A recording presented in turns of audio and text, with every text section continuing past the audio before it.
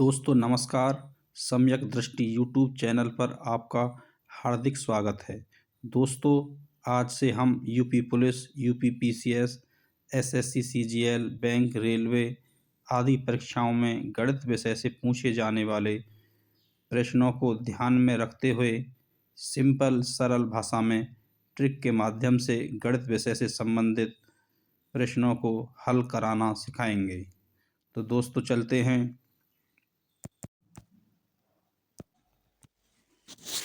दोस्तों गणित की शुरुआत हम संख्या पद्धति से करते हैं। इसके अंतर्गत हम जानेंगे अंक किसे कहा जाता है और अंक का शुद्ध मान क्या होता है। अंक का स्थानीय मान से संबंधित प्रश्नों को जानेंगे। संख्या किसे कहा जाता है यह जानेंगे। प्राकृतिक संख्याएं कौन कौन सी हैं ये जानेंगे। सबसे छोटी प्राकृतिक संख्या कौन सी है और सबसे बड़ी प्राकृतिक संख्या के बारे में भी जानेंगे। सम संख्याएं कौन सी होती हैं, विषम संख्याएं कौन सी होती हैं, पूर्ण संख्याएं कौन सी होती हैं, सबसे छोटी पूर्ण संख्या कौन सी है, पूर्णांक संख्याएं कौन सी होती हैं।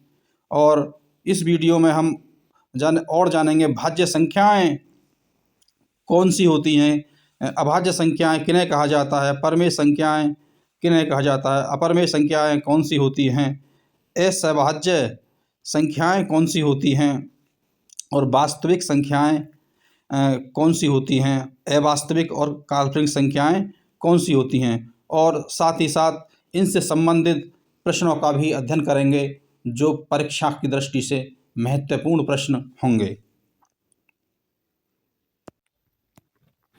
तो सबसे पहले हम देखते हैं अंक किसे कहा जाता है। अंक गणित में संख्याओं को लिखने के लिए हमें संकेतों के एक विशेष समूह की आवश्यकता होती है। मतलब किसी संख्या को लिखने के लिए अंकों के एक विशेष समूह की आवश्यकता होती है। यह 10 संकेत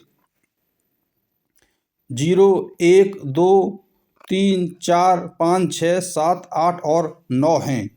इन्हें अंक कहा जाता है। इन 10 संकेतों द्वारा प्रयुक्त पद्धति को दार्शनिक प्रणाली कहा जाता है या यह दार्शनिक प्रणाली कहलाती है। इस परिभाषा के माध्यम से आपने जाना कि अंक एक संकेतों का समूह है जो 0, 1, 2, 3 और 4, 5, 6, 7, 8 और 9 से मिलकर बने हैं। और इन 10 संकेतों के समूह को या 10 संकेतों द्वारा संख्या लिखने की प्रणाली को हम दार्शनिक प्रणाली भी कहते हैं। नेक्स्ट देखते हैं हम अंक का शुद्ध मान। अंक का शुद्ध मान, शुद्ध मान को अंग्रेजी में या इंग्लिश में फेस वैल्यू कहा जाता है। फेस वैल्यू कहा जाता है। तो इसकी जो परिभाषा है ये क्या है, एक दी गई संख्या में किसी अंक का शुद्ध मान उस अंक का अपना मान है, चाहे वह अंक किसी भी स्थान पर है। अर्थात किसी भी संख्या में किसी अंक का जो शुद्ध मान है वह स्वयं वही संख्या होती है, चाहे वह किसी भी स्थान पर हो।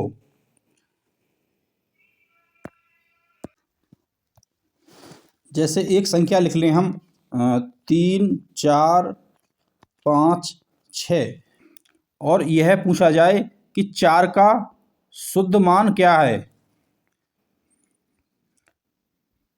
तो दी हुई संख्या में जो 4 का जो शुद्ध मान होगा वह 4 ही होगा, 4 ही होगा। एक प्रश्न के माध्यम से समझते हैं इसको। प्रश्न है दी हुई संख्या में 5 का शुद्ध मान क्या होगा। संख्या है 4, 3, 2, 5, 6, 7। तो option A 50, option B 500, option C 5, option D 5 lakh. तो इस प्रश्न का जो सही आंसर है वह है 5। Option C. चाहे अंक किसी भी स्थान पर हो, उसका शुद्ध मान स्वयं वही संख्या होती है। जैसे और हम समझें, जैसे एक संख्या लिख ली जाए 1, 9, 7 और 5। तो और पूछा जाए कि इस संख्या में 9 का शुद्ध मान क्या है या 9 की फेस वैल्यू क्या है, तो 9 की जो फेस वैल्यू होगी दी हुई संख्या में वो 9 ही होगी, या 9 का जो शुद्ध मान जो होगा वो 9 होगा। अब स्थानीय मान को देखते हैं। स्थानीय मान, दी गई संख्या में अंक जिस स्थान पर होता है उस अंक का स्थानीय मान कहलाता है। इसको हम समझेंगे। जैसे कोई संख्या जब हम लिखते हैं, संख्या में लिखते हैं, जैसे कोई संख्या हमने ली 2, 3, 4, 5, तो इसको क्या लिखेंगे हम? इकाई, दहाई, सैकड़ा और हजार, इस तरीक़ा से लिखते हैं। और जैसे इस संख्या में अगर ये पूछा जाए कि 3 का स्थानीय मान क्या है, तो 3 का स्थानीय मान 3 किस पर है? सैकड़ा के स्थान पर आ रहा है, इसलिए 3 का जो स्थानीय मान होगा वह 300 होगा। स्थानीय मान कितना होगा? 300। स्थानीय मान को इंग्लिश में प्लेस वैल्यू कहा जाता है।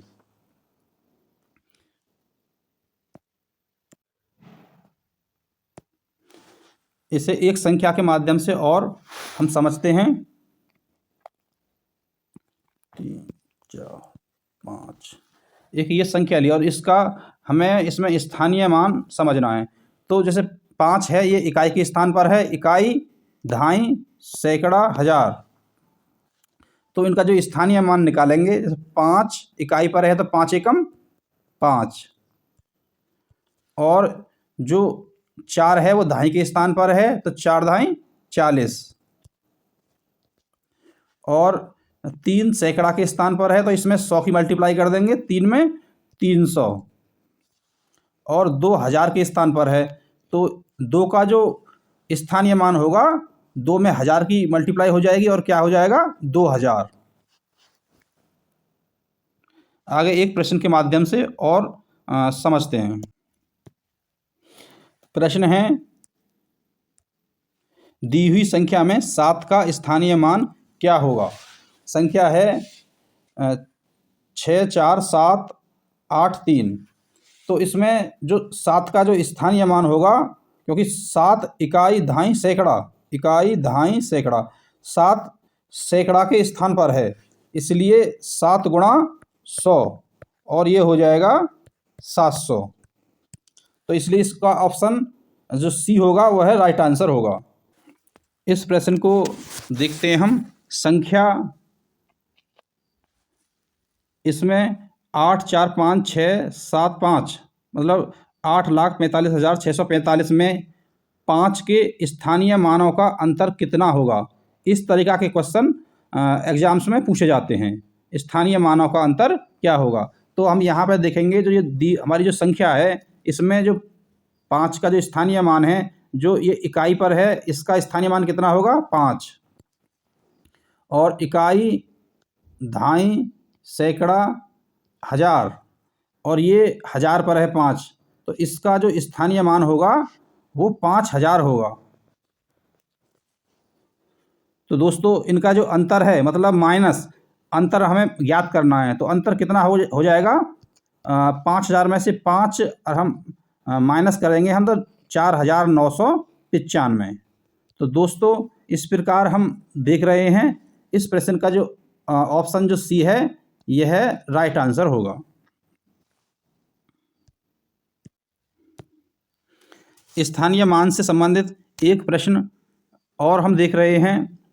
यह है संख्या है 8,45,475 में 4 के स्थानीय मानों का योग कितना होगा? इसमें योग पूछा है, उसमें अंतर पूछा था, इसमें योग पूछा है। तो यहाँ पे हम देखें, हम 4 के स्थानीय मान, ये इकाई, इस संख्या को हम यहाँ पर लिख लें 8, 4, 5, 4, 7, 5। तो दोस्तों हम ये देखें, ये इकाई, दहाई, ये सैकड़ा, हजार और ये 10,000। तो यहाँ पर जो 4 का जो स्थानीय मान होगा इसका 400, और इसका जो होगा स्थानीय मान वो 40,000 होगा, 40,000। तो दोस्तों इन दोनों का योग कितना हो जाएगा? 40,400। तो इसका जो ऑप्शन डी है वो सही हो जाएगा। तो इस प्रकार के प्रश्नों को बड़ी सरलता से हल कर लेंगे। दोस्तों अब हम संख्या की परिभाषा को देखेंगे। इस संख्या की परिभाषा क्या है? विभिन्न अंकों को इकाई, दहाई, सैकड़ा इत्यादि के स्थान पर रखने से जो पद प्राप्त होता है वह संख्या कहलाता है। अर्थात जैसे कोई हमने संख्या ऐसे ये अंक लिखे, हमने ये इकाई पर है, ये दहाई पर है, ये सैकड़ा पर है, तो इस प्रकार एक संख्या बन गई हमें। तो ये संख्या क्या बन गई? 432, 432। तो संख्या की जो सिंपल डेफिनेशन है वह क्या हुई? विभिन्न अंकों को इकाई, दहाई, सैकड़ा इत्यादि के स्थान पर रखने से जो पद प्राप्त होता है वह संख्या कहलाता है। आगे चलते हैं दोस्तों। नेक्स्ट, प्राकृतिक संख्याएं किसे कहा जाता है? प्राकृतिक संख्याओं की परिभाषा है जिन संख्याओं से गिनती की क्रिया की जाती है उन्हें प्राकृतिक संख्याएं कहते हैं। दोस्तों प्राकृतिक संख्याएं 1, 2, 3, 4, 5 इस तरीक़ा से अनंत तक ये क्या है? सब प्राकृतिक संख्याएं होंगी। दोस्तों यहाँ पर यह ध्यान रखना है कि इससे संबंधित जो प्रश्न बनेंगे वो क्या क्या बन सकते हैं। जैसे पूछा जा सकता है सबसे छोटी प्राकृतिक संख्या कौन सी होती है? तो सबसे छोटी प्राकृतिक संख्या कौन सी होगी? 1। और सबसे बड़ी प्राकृतिक संख्या कौन सी होती है? तो दोस्तों आप देख रहे हो ये जो प्राकृतिक संख्याएं ये अनंत तक हैं। तो अर्थात जो बड़ी प्राकृतिक संख्या को ज्ञात नहीं किया जा सकता है। अब सम संख्या की परिभाषा को देखते हैं। सम संख्या कौन सी होती हैं? वे प्राकृतिक संख्याएं जो 2 से विभाजित हों वह सम संख्याएं कहलाती हैं। अर्थात 2, 4, 6, 8, 10, 12 इस तरीक़ा से जो अनंत तक जो संख्या हमें प्राप्त होंगी ये सब संख्याएं 2 से विभाजित हो जाती हैं। ऐसी संख्याओं को क्या कहा जाता है? सम संख्याएं कहा जाता है। तो यहाँ पर देख रहे हैं सबसे जो छोटी जो सम संख्या है वो कौन सी है? 2। और सबसे बड़ी सम संख्या ज्ञात नहीं की जा सकती। आगे चलते हैं। विषम संख्याएं। विषम संख्याएं वे प्राकृतिक संख्याएं जो 2 से विभाजित नहीं हों वह विषम संख्याएं कहलाती हैं। अर्थात जो 2 से विभाजित नहीं होती हों, जैसे 1, 3, 5, 7, 9, 11, 13, 15, 17, 19 इस प्रकार अप टू सो ऑन। यहाँ पे हम पुनः एक बार देखते हैं कि सबसे छोटी विषम संख्या कौन सी होगी? 1। और सबसे बड़ी विषम संख्या कौन सी होगी? ज्ञात नहीं की जा सकती है। पूर्ण संख्याएं। प्राकृतिक संख्याओं के समुच्चय में 0 को शामिल करने से संख्याओं का जो समुच्चय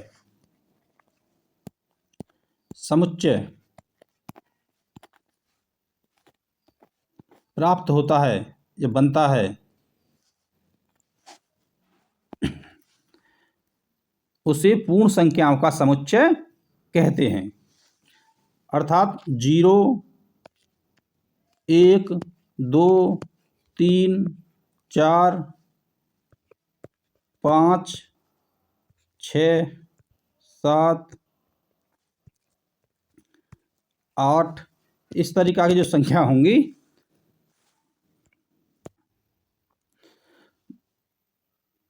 सबसे छोटी जो पूर्ण संख्या होगी सबसे छोटी पूर्ण संख्या कौन सी होगी? 0।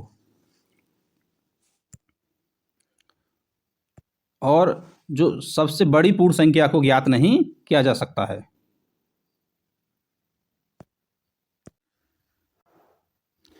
दोस्तों हम अब पूर्णांक संख्याओं को देखते हैं। पूर्णांक संख्या को इंग्लिश में कहा जाता है इंटीजर्स। इंटीजर्स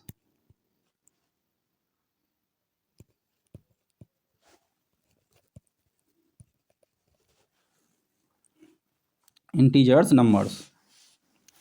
तो दोस्तों हम देखेंगे ये जैसे 0, 1, 2, 3, 4 और अप टू सोन, और ये -1, -2, -3, इस तरीक़ा से 0 सहित धनात्मक संख्याएं और ऋणात्मक संख्याएं सबको मिलाकर इस सभी को क्या कहते हैं? पूर्णांक संख्याएं। जबकि जो पूर्ण संख्याएं हैं जो अभी हमने पढ़ी थी, वो उनमें जो माइनस वाली हैं, जो ऋण वाली हैं, वो शामिल नहीं होती। और पूर्णांक में धनात्मक भी और ऋणात्मक भी और 0 भी, ये सब शामिल होती हैं पूर्णांक संख्याओं में। और दोस्तों जो माइनस वाली हैं इनको नेगेटिव इंटीजर्स या ऋणात्मक पूर्णांक कहा जाता है, और जो धन वाली हैं या पॉजिटिव हैं इनको धनात्मक पूर्णांक कहा जाता है, धनात्मक पूर्णांक या पॉजिटिव इंटीजर्स कहा जाता है। भाज्य संख्याएं वे प्राकृतिक संख्याएं जो एक या अपने को छोड़कर किसी दूसरी संख्या से भी विभाजित हो सकें, भाज्य संख्याएं कहलाती हैं। अर्थात जो स्वयं से और एक से तो विभाजित हों ही, उसके अलावा किसी दूसरी संख्या से भी विभाजित हो जाएं, वह संख्याएं भाज्य संख्याएं कहलाती हैं। 2, 4, 6, 8, 9, 10, 12, 14, 15, 16, 18, 20, इस प्रकार की जो संख्याएं होती हैं वह भाज्य संख्याएं होती हैं।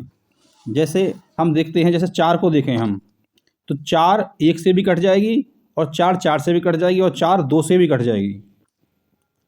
6 2 से भी कट जाएगी, और 6 से भी और 3 से भी विभाजित हो जाएगी। तो इस प्रकार की जो संख्याएं होती हैं वह भाज्य संख्याएं कहलाती हैं।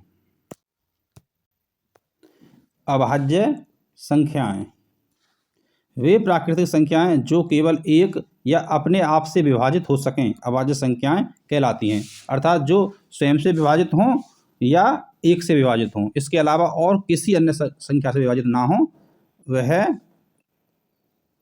अभाज्य संख्याएं कहलाती हैं। 2, 3, 5, 7, 11, 13, 17, 19, 23, 29,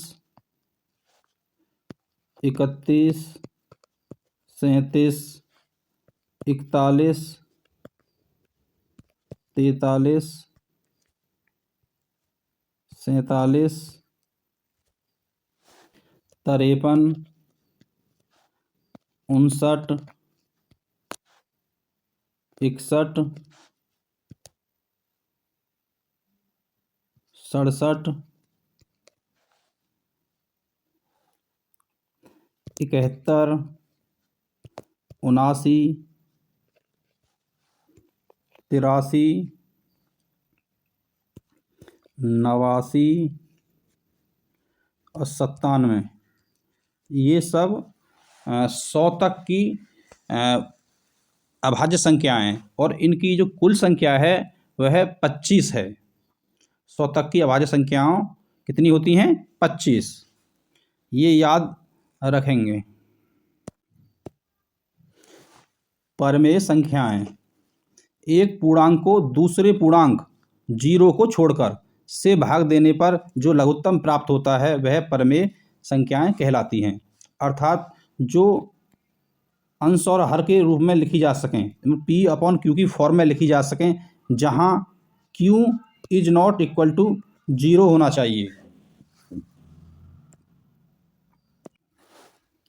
जैसे 2/3, 4/5, 7/8 या 9/1, ये सब क्या हैं?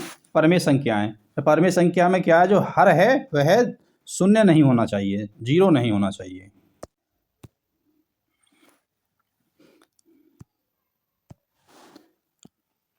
अपरमेय संख्याएं वे वास्तविक संख्याएं जो परमेय नहीं हैं, अपरमेय संख्याएं कहलाती हैं। यह पी अपॉन क्यू के फॉर्म में नहीं लिखी जा सकती और यह सामान्यतः जैसे √2, √3 इस प्रकार की संख्याएं होती हैं। तो आगे चलते हैं। असहभाज्य संख्याएं दो या दो से अधिक वे प्राकृतिक संख्याएं जिनके महत्तम समापवर्तक मतलब में से एक हो, असहभाज्य संख्याएं कहलाती हैं। अर्थात ऐसी संख्याएं जो आपस में विभाजित नहीं हों, वह संख्या क्या कहलाती हैं? असहभाज्य संख्याएं को प्राइम नंबर।